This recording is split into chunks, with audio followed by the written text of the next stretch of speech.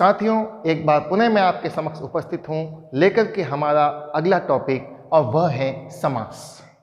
समास क्या होता है ये हम छोटी कक्षाओं से पढ़ते आ रहे हैं, लेकिन आज भी हमारे समक्ष ये समस्या आती है कि हम समास को ढंग से पहचान नहीं पाते हैं या समास के प्रश्नों को हम परीक्षा में हल नहीं कर पाते हैं। आज मैं आपको समास को A to Z इस प्रकार समझाऊंगा कि आप जिंदगी में कभी समास को भूल नहीं पाओगे।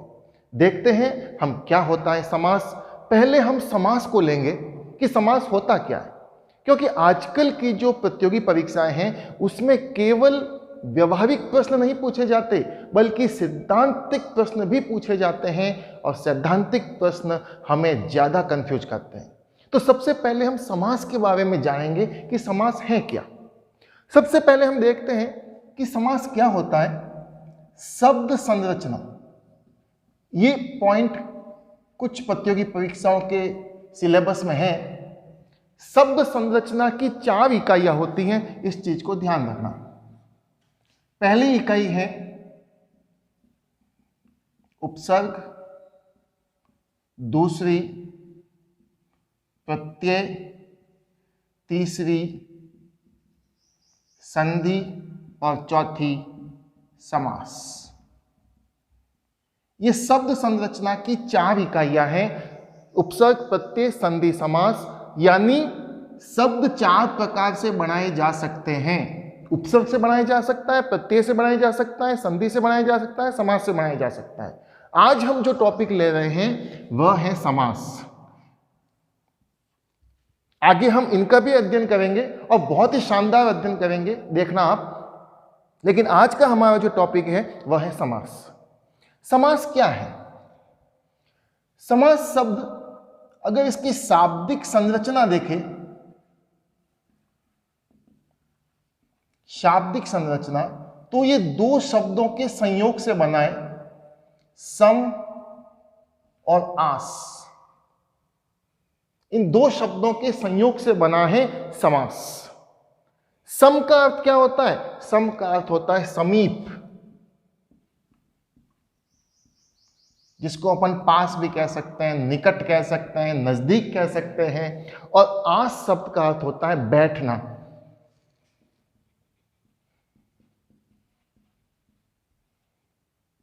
या बैठाना, यानी समीप बैठना।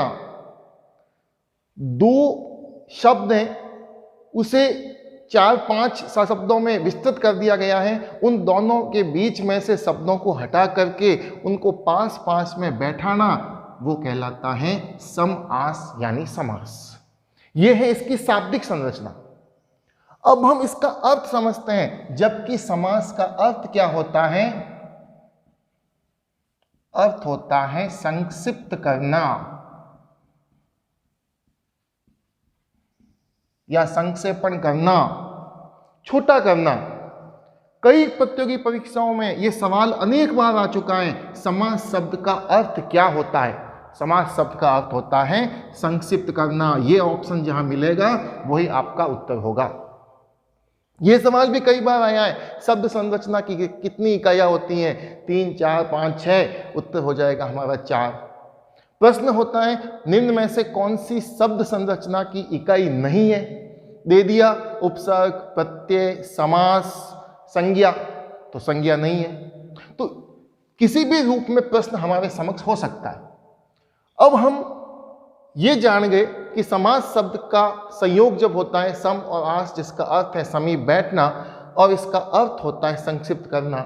इस प्रक्रिया को हम अच्छे तरीके से समझ चुके हैं। इसका जब सवाल आएगा कि समास का अर्थ क्या होता है, तो उत्तर हो जाएगा हमारा संक्षिप्त करना या छोटा करना। अब कई बार प्रश्न ये भी पूछा जा सकता है कि समास का विलोम शब्द क्या होता है। जिस प्रतियोगी परीक्षाओं के पाठ्यक्रम में विलोम शब्द हैं, वहां समास का विलोम शब्द भी पूछा जा सकता है। कई जने इसका विलोम शब्द कर देते हैं विग्रह, लेकिन विग्रह समास शब्द का विलोम शब्द नहीं है। याद रखना, संधि का विलोम शब्द है विग्रह, संधि का विलोम शब्द होता है विग्रह, समास का विग्रह नहीं होता है। समास का विलोम शब्द होता है व्यास, जो दो शब्दों से मिलके बना है, वी प्लस आस। वी का मतलब है दूर या अन्य, और आस का मतलब बैठना या बैठाना। समीप बैठना समास, दूर बैठना या अन्य जगह बैठना व्यास। तो ये समास का विलोम शब्द होगा व्यास, न कि विग्रह। इस बात को अच्छे तरीके से याद रखना है। अब हम देखते हैं इस चीज को। हमारा ये टॉपिक यहां क्लियर हो गया कि समास का अर्थ क्या होता है और समास का विलोम शब्द क्या होता है। अब हम आते हैं हमारे अगले टॉपिक पे। इसी समास को हम लेते हैं और समास का हम देखते हैं कि उसका विग्रह कैसे होता है और उसका वापस समास क्या होता है, सामासिक पद किसे कहते हैं, वो अब हम देखते हैं। एक व्यक्ति है, शिष्य है, उसके पिता ने कहा कि तू जब तेरी शिक्षा पूरी हो जाए तो अपने गुरु के लिए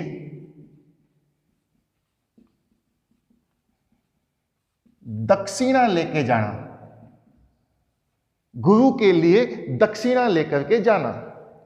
वह जब वापस आया तो उसके पिता ने पूछा, तूने गुरु दक्षिणा दी कि नहीं दी?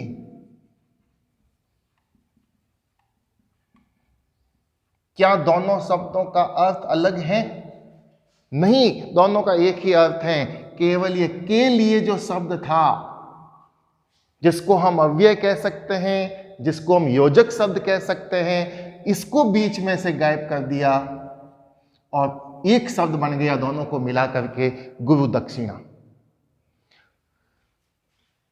इसमें दो शब्द हैं, एक प्रथम पद और द्वितीय पद।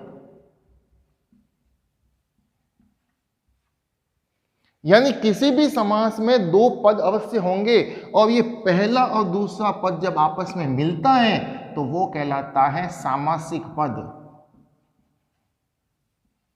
या इसका एक नाम और है समस्त पद।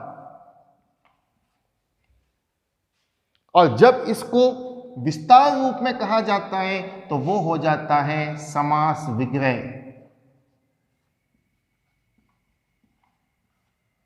ये तो है समास विग्रह। और जब समास विग्रह के बीच में से उस अव्यय शब्द को, उस योजक शब्द को हटा दिया जाता है और दोनों को एक साथ रख दिया जाता है तो वह कहलाता है हमारा सामासिक पद या समस्त पद, जो दो पदों से मिलकर के बनता है, एक प्रथम पद या द्वितीय पद, या कह सकते हैं पहला पद और दूसरा पद। अब हम आपको बताते हैं एक कुछ अलग हट करके, हालांकि ये रीट, पटवारी इन परीक्षाओं के नहीं है, जो उच्च स्तर की परीक्षाएं हैं, व्याख्याता स्तर की या कॉलेज स्तर की, उसके अंदर देखिए समास विग्रह के प्रकार।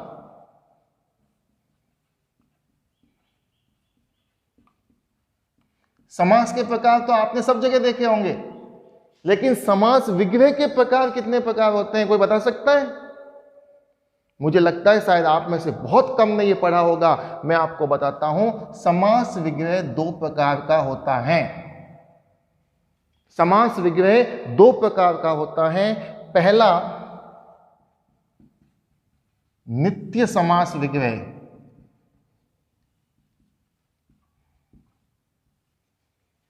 जिसका एक नाम और है लौकिक,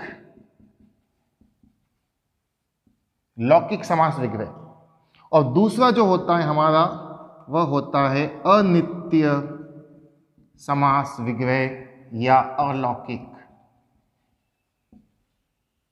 लेकिन ध्यान रखना, मैंने ये नहीं कहा है कि हिंदी में समास विग्रह के कितने प्रकार हैं, मैंने केवल ये कहा है कि समास विग्रह के कितने प्रकार हैं, वह हैं दो। अब बात आती है हिंदी में कौन सा चलता है। ये दोनों हिंदी में प्रचलित नहीं है। हिंदी में जो प्रचलित है वह है लौकिक समास विग्रह।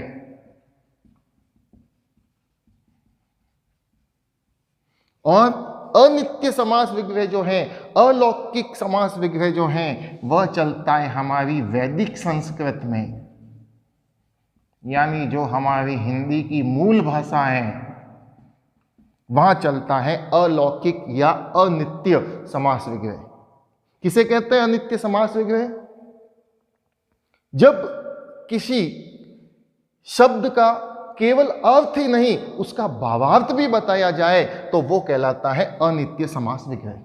हालांकि यहाँ हम इसकी विस्तृत चर्चा नहीं करेंगे क्योंकि हमारा टॉपिक नहीं है हिंदी का, ये संस्कृत का टॉपिक है। हमारा जो टॉपिक है नित्य समास विग्रह, और यही हमारा ये जो हम देख रहे हैं ये नित्य समास विग्रह का ही उदाहरण है। अब आप कहोगे अभी तक समास की परिभाषा नहीं बताई। बिल्कुल, अब हम निकालते हैं इसकी परिभाषा। देखते हैं कितने पद थे? 2 पद, प्रथम पद और द्विपद। ये पहला पद, ये दूसरा पद। ये जो बीच में था इसको क्या कहेंगे? योजक कह सकते हैं, जो कहा था आपको योजक चिन्ह। अव्यय कह सकते हैं या विभक्ति चिन्ह कह सकते हैं। तो अब इसके आधार पर ही हम इसकी परिभाषा बढ़ाते हैं, रटनी नहीं है, बढ़ाते हैं। देखिए 2, कभी कभी 2 से अधिक भी हो सकते हैं। 2 या अधिक पदों, प्रथम पद और द्वितीय पद, 2 या अधिक पदों के बीच में, या बीच नहीं भी आए तो भी कोई बात नहीं। 2 या अधिक पदों के विभक्ति चिन्हों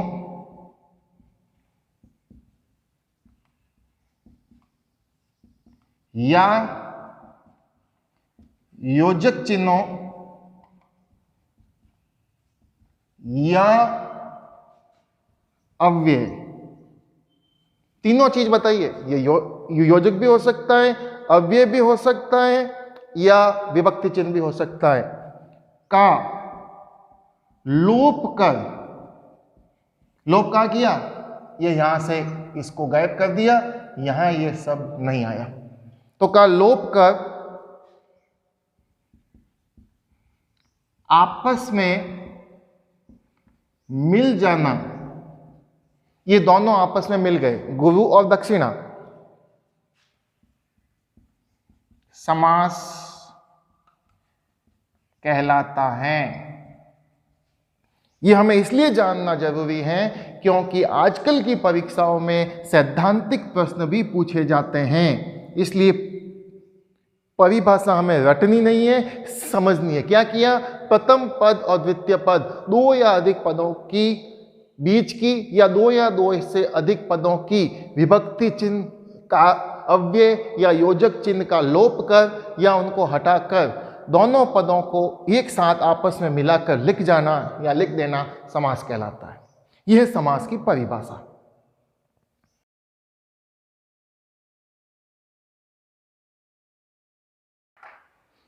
अब हम लेते हैं जो आपको कहा था प्रकार, जो विवाद का विषय है, 4, 5 या 6। 4 और 6 अधिकांश किताबों में मिलता है।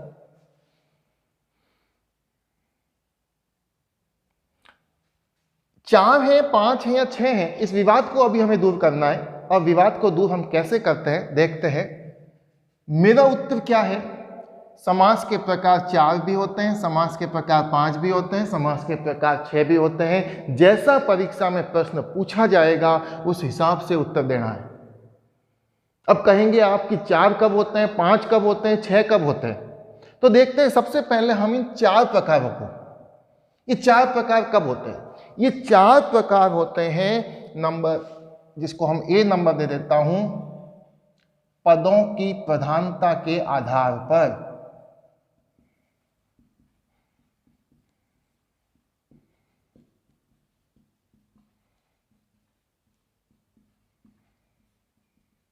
अगर ये सवाल पूछा जाए कि पदों की प्रधानता के आधार पर समास कितने प्रकार के होते हैं, तो हमारा उत्तर होगा 4।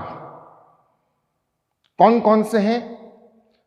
सवाल में ही उत्तर दिया हुआ है, पदों की प्रधानता।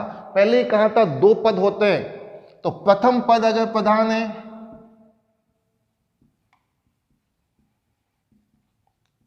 प्रथम पद प्रधान समास। अगर दूसरा प्रधान है, द्वितीय पद प्रधान समास। अगर दोनों ही प्रधान है तो दोनों को एक साथ क्या कहा जाता है? उभय, उभय पद प्रधान समास। और दोनों ही प्रधान नहीं है, उभय पद अप्रधान समास। अप्रधान यानी प्रधान नहीं है, यानी पदों की प्रधानता के आधार पर समास के 4 प्रकार होते हैं। प्रथम पद प्रधान, द्वितीय पद प्रधान, उभय पद प्रधान और उभय पद अप्रधान। अगर हम इसको बांट दें, प्रथम पद प्रधान वाला समास हमारा कौन सा है? अव्ययी भाव।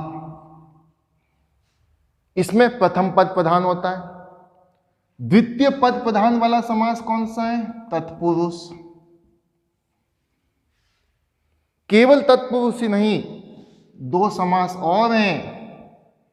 कौन से? एक तो द्विगु, द्विगु में भी दूसरा पद प्रधान होता है, और एक होता है कर्मधारय। फिर आता है उभय पद, दोनों पद प्रधान। कौन सा है? ये आप भी जानते होंगे, द्वंद्व समास। और उभय पद अप्रधान, ये भी आपको पता है,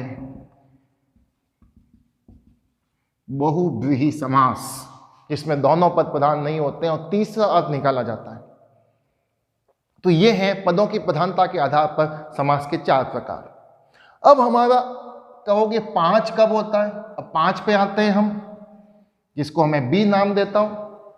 ये है मूल रूप। मूल रूप में समास के प्रकार। मूल रूप से समास कितने प्रकार के होते हैं, यह सवाल अगर पूछा जाए तो उत्तर होगा हमारा 5। अब आप कहोगे ये 5 कौन से हैं? ठीक है ना, तो ज्यादा उलझने की जरूरत नहीं है, 4 तो हमारे समक्ष है ये, और 5वां जो है हमारा वो आता है केवल समास।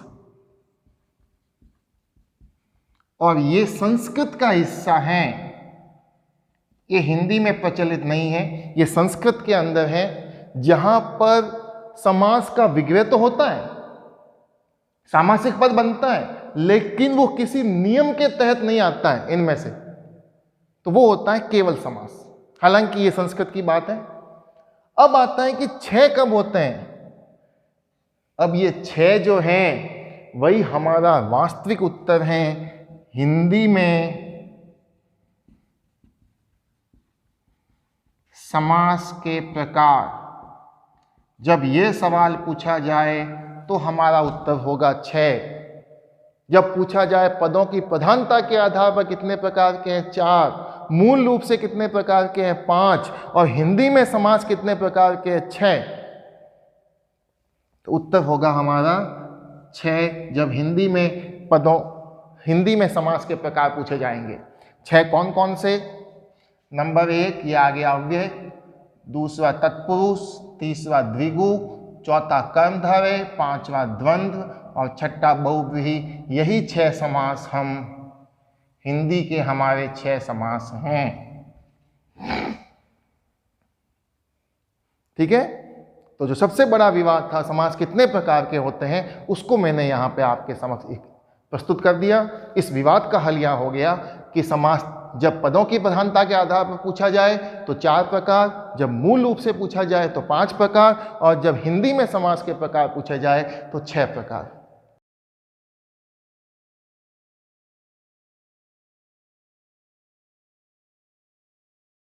समास को पहला समास है हमारा अव्ययी भाव समास। जैसा कि नाम से स्पष्ट है, अव्यय। और ये हम पढ़ भी चुके हैं अभी, जब प्रकार बताए थे वो किस में आया था?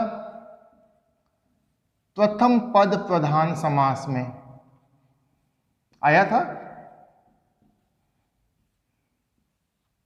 तो पहली विशेषता तो हम पहले ही जान चुके हैं इसकी कि प्रथम पद प्रधान समास है ये, और हमने कहा था प्रत्येक सामासिक पद में दो पद होते हैं, प्रथम पद और द्वितीय पद, और दो पदों से मिलकर के एक सामासिक पद बनता है, समस्त पद बनता है।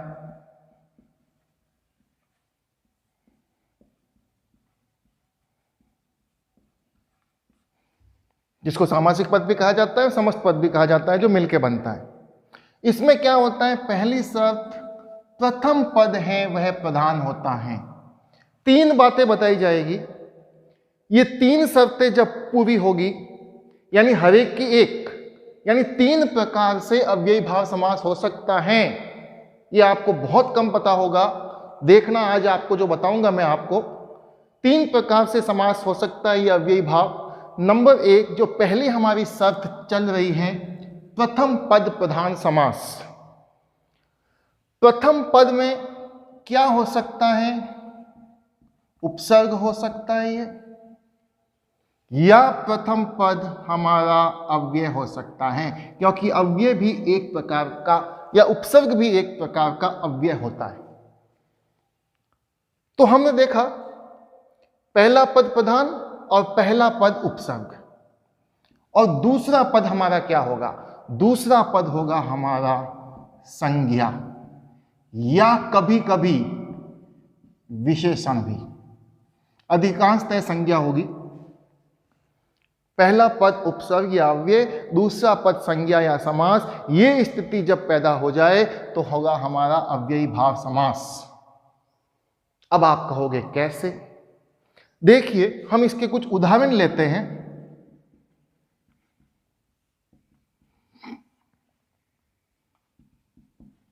आजीवन,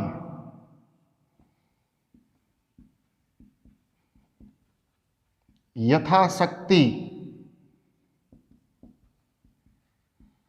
बाकायदा,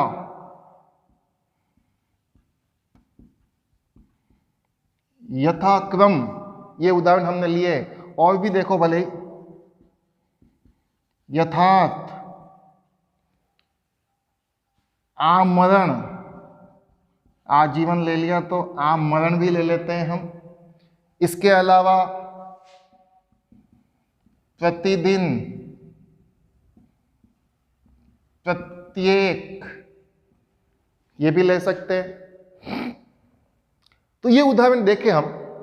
इसमें पहला पद आ, यथा, बा, यथा, यथा, आ, प्रति, प्रति, ये क्या है? ये है उपसर्ग या अव्यय।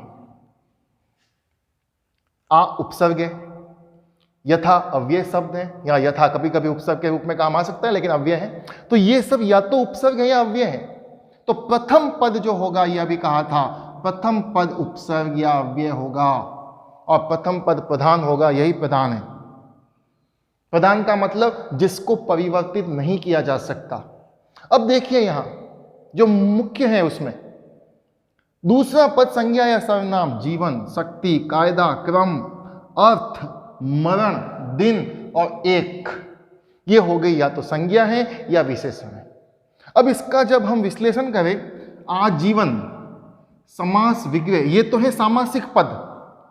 ये जो कहलाते हैं, ये कहलाते हैं सामासिक पद, जो अभी बताया था आपको, ये यहां पे, या समस्त पद।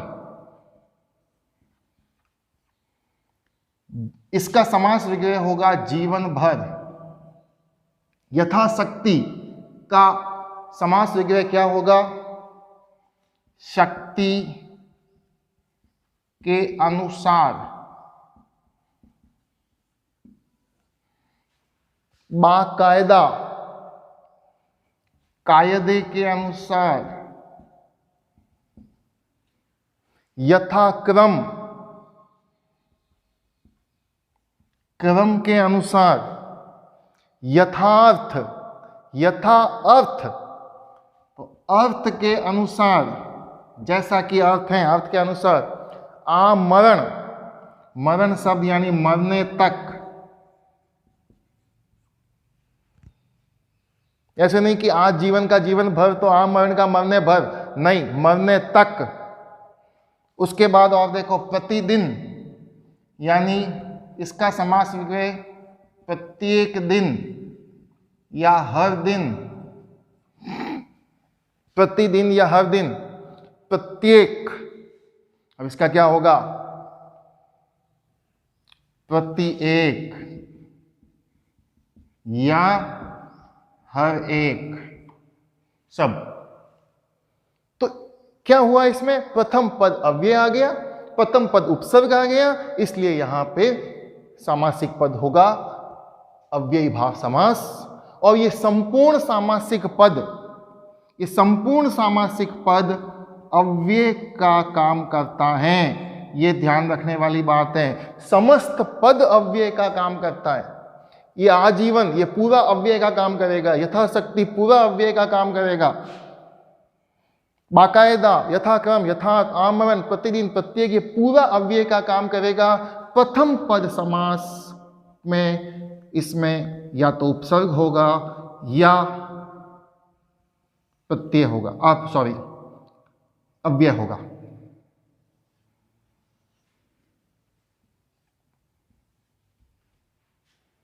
समझ गए होंगे।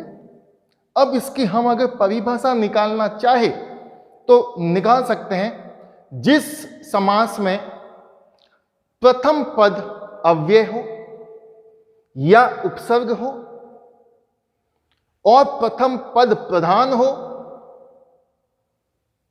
जिस समास में प्रथम पद उपसर्ग या अव्यय हो और वह प्रधान हो तथा द्वितीय पद संज्ञा या विशेषण हो, या हम इतना ही कह देंगे संज्ञा हो, उसे अव्ययी भाव समास कहते हैं। या उसका संपूर्ण सामासिक पद अव्यय का भाव देता हो, उसे अव्ययी भाव समास कहते हैं। यह हो गया हमारी पहली शर्त, जो परिभाषा के अनुसार काम कर रहा है। अब मैं इसको हट के बताता हूं थोड़ा सा, आप देखना, यहां भाव समास के भी प्रकार होते हैं और वे दो प्रकार हैं, ये ध्यान रखना। अव्ययी भाव समास भी दो प्रकार का होता है। कैसे, देखिए आप, पहला जो समास का प्रकार है इसका, अव्ययी भाव समास का, वह है अव्यय पद पूर्व, यानी शुरू में अव्यय पद आ गया, अव्ययी भाव समास। अभी जो हमने पढ़ा था अभी तक, वो था अव्यय पद पूर्व, पहला पद अव्यय था या उपसर्ग था। दूसरा होता है नाम पद पूर्व, अव्ययी भाव समास। अब ये कौन सी स्थिति है, अब मैं आपको बता रहा हूं, जो बिल्कुल परिभाषा के विपरीत चलेगी। कैसे, कुछ उदाहरण आप देखिए इसका, कुछ एग्जाम्पल्स मैं आपको बताता हूं। जैसे जीवन भर, आजीवन का और जीवन भर। दूसरा उदाहरण और देखिए आप, विवाहोपरांत,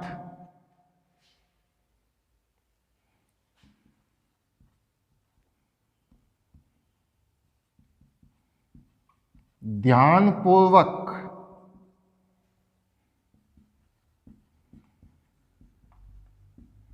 विवेकानुसार,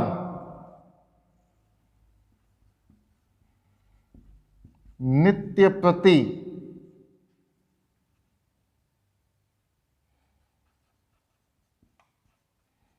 विवाहेतर। इसमें आप देखिए पहला पद संज्ञा आ रहा है और अंतिम पद उपरांत ये आ रहे हैं अव्यय। तो ये जो उदाहरण है ये है नाम पद पूर्व के। नाम का मतलब क्या होता है? संज्ञा। किसी व्यक्ति, वस्तु, स्थान, जाति, गुण, भाव, दशा या अवस्था के नाम को संज्ञा कहते हैं, किसी भी नाम को। तो ये नाम पद पूर्व, नाम पद सबसे पहले आ गया और फिर उपरांत भर, विवेक, अनुसार, प्रति, ये अव्यय शब्द आते हैं। यहां भी अव्ययी भाव समास होगा। केवल एक शर्त याद नहीं रखनी है कि पहले उपसर्ग आ गया अव्ययी भाव होगा, नहीं आया तो नहीं है, दूसरे में चले गए, नहीं, यहां भी हो सकता है। भले ही पीछे भी अगर उपसर्ग मिल जाए, पीछे भी अगर अव्ययी भाव के अंदर अव्यय मिल जाए तो वो अव्ययी भाव समास होगा, जिसमें संज्ञा पहले आती है, नाम पद पूर्व। इनका अगर हम समास विग्रह करके देखें तो जीवन भर इसका हो सकता है पूरे जीवन या जीवन पर्यंत। इसी प्रकार विवाहोपरांत, विवाह के उपरांत। इसी प्रकार ध्यान पूर्वक, ध्यान के साथ। विवेक का अनुसार, विवेक के साथ या विवेक के अनुसार, विवेक के अनुसार। नित्य प्रति, यानी जो नित्य हो। अब बताऊंगा मैं ये नित्य क्यों आया यहां पर। विवाहेतर, विवाह के इतर। समास विग्रह की एक बहुत ही रोचक बात आपको बताने जाऊंगा अभी मैं, थोड़ा सा धैर्य रखना, पहले इसको हम देख लेते हैं। तो ये इनका समास विग्रह हो गया। अब मूल बात क्या है वो मैं बता रहा हूं, जो आपको अभी कहा था, एक बहुत ही रोचक बात। यहां पर जो नित्य की जगह में हमेशा भी लिख सकता था, यहां विवाह के उपरांत की जगह विवाह के बाद भी लिख सकता था। लेकिन ध्यान रखना, अगर मूल शब्द अपना अर्थ दे रहा हो तो वही लिखा जाएगा।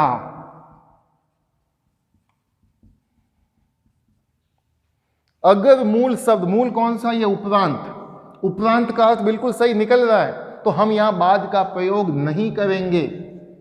हाँ, अगर ऑप्शन में उपरांत नहीं दिया है और केवल विवाह के बाद लिखा है तो हम उपयोग इसका करेंगे।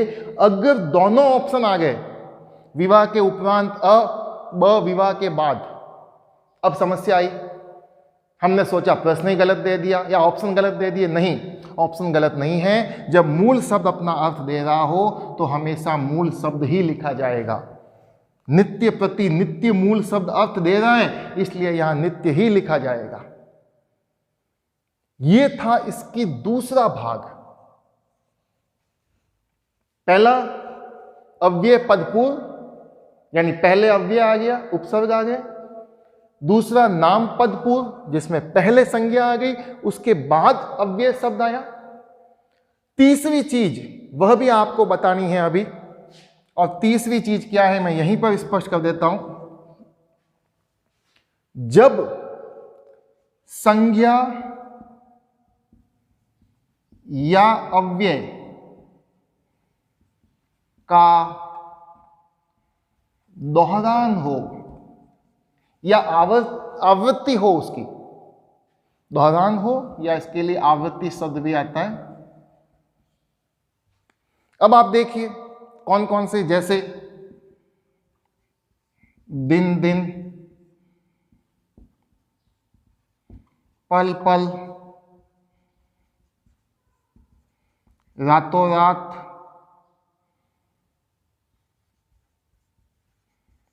घर घर,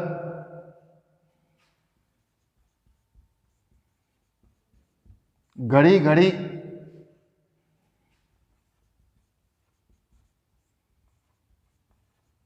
बीचों बीच, यानी संज्ञा दिन दिन, दोहरान हो गया उसका। पल पल, रातों रात, ऐसे नहीं किताब में लिखा आता है कि दो पदों के बीच में अगर डैश का चिन्ह हो तो वहाँ पर द्वंद्व समास होता है, लेकिन हर बार ऐसा नहीं होता है। जब दोनों ही पद संज्ञा हो और दोनों का दोहरान हो जाए, दोनों एक पद पुनः दोहराया जाए, चाहे संज्ञा के रूप में चाहे वो अव्यय के रूप में, तो वहाँ पर भी अव्ययी भाव समास होता है। ये सभी अव्ययी भाव समास है जिनका समास विग्रह करके हम देखते हैं। दिन दिन, प्रत्येक दिन या हर दिन, पल पल, प्रत्येक पल या हर पल, रातों रात, रात ही रात में, घर घर, प्रत्येक घर या हर घर, घड़ी घड़ी, प्रत्येक घड़ी या हर घड़ी, बीचों बीच, बीच ही बीच में,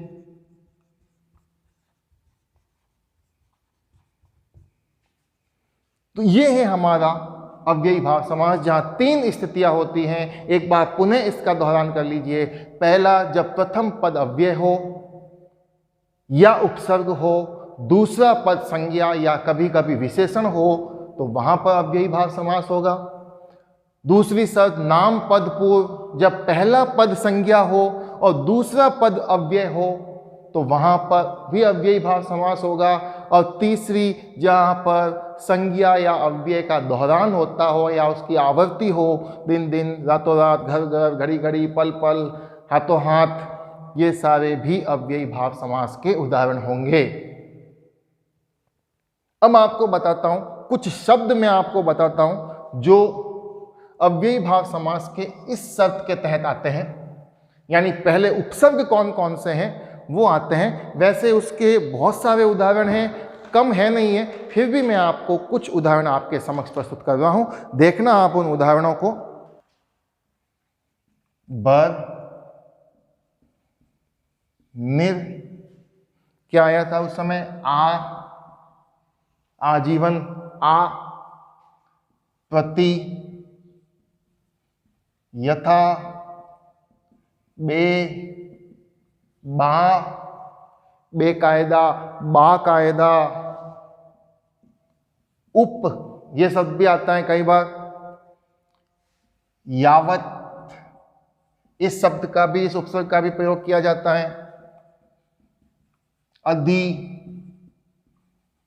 अनु शब्द का प्रयोग भी आता है। तो ये ऐसे अनेक शब्द हैं जिनका प्रयोग प्रथम पद के रूप में किया जाता है, अव्ययी भाव समास के उपसर्ग के रूप में किया जाता है। या इसके अलावा और भी शब्द हो सकते हैं। ये कुछ अधिकांश जो शब्द प्रयोग किए जाते हैं वो इस प्रकार से है। तो ये था हमारा अव्ययी भाव समास। आशा करता हूँ आपको समझ में आ गया होगा। आगे आने वाले वीडियोज में इसका अभ्यास भी किया जाएगा।